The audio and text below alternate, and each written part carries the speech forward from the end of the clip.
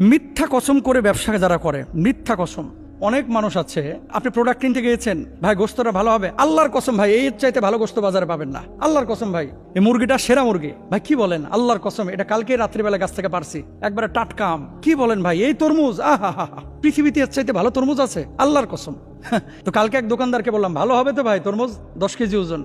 কি বলেন হুজুর, এর চাইতে ভালো তরমুজ আছে, দামটা একটু বাড়তি। তো আমি বললাম কি তরমুজও কি হরমুজ প্রণালী দিয়ে আসছে নাকি, এ তরমুজ কি হরমুজ প্রণালী দিয়ে আসছে কিনা, তেলের দাম বাড়ছে, তরমুজ তো আমাদের বাংলাদেশি হয়। এখন আপনারা বুঝে নেন। তো যাই হোক, মিথ্যা কসম করে ব্যবসা বাণিজ্য করা যাবে না, 3 নাম্বার।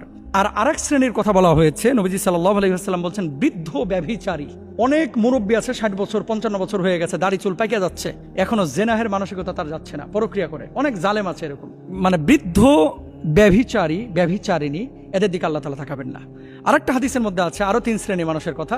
মুদমিনুল খমর, যারা মদ পান করে। এরপর বলা হয়েছে আল আকু, বাপমার অবাধ্য সন্তান। এরপর বলা হয়েছে আদ-দাইয়ুস, নিজে পর্দা করে, নিজে নামাজ কালাম পড়ে, কিন্তু ছেলে মেয়েদের ব্যাপারে বেখিয়াল। ছেলে মেয়ে নামাজ পড়লো কিনা, ছেলে মেয়ে দিন ফলো করছে কিনা, তারা দিন অনুযায়ী জীবনযাপন করছে কিনা, এই সমস্ত ব্যাপারে একেবারে বেখিয়াল। এরকম যদি কোনো ছেলে মেয়ে থাকে, আর বাপ যদি, মা যদি, অভিভাবক যদি এরকম কোনো তাদের ব্যাপারে থোড়াও কেয়ার না করে, এরাও কিন্তু জাহান্নামে যাবে। এজন্য আমার কলিজার টুকরা ভাই এবং বোনদেরকে বলবো, দেখেন দুনিয়াটা ক্ষণস্থায়ী, পৃথিবীটা ক্ষণস্থায়ী। এই ক্ষণস্থায়ী পৃথিবীর জন্য এত মানে বেপরোয়া হয়েন না। আর এই গুণাগুলো, যে গুণাগুলো আমি বললাম, খোটা দেওয়া, মিথ্যা কসম করা, বৃদ্ধাবস্থায় জেনা করা, এগুলো ধারে কাছেও কেউ যাবেন না, কেউ যাবেন না ধারে কাছেও।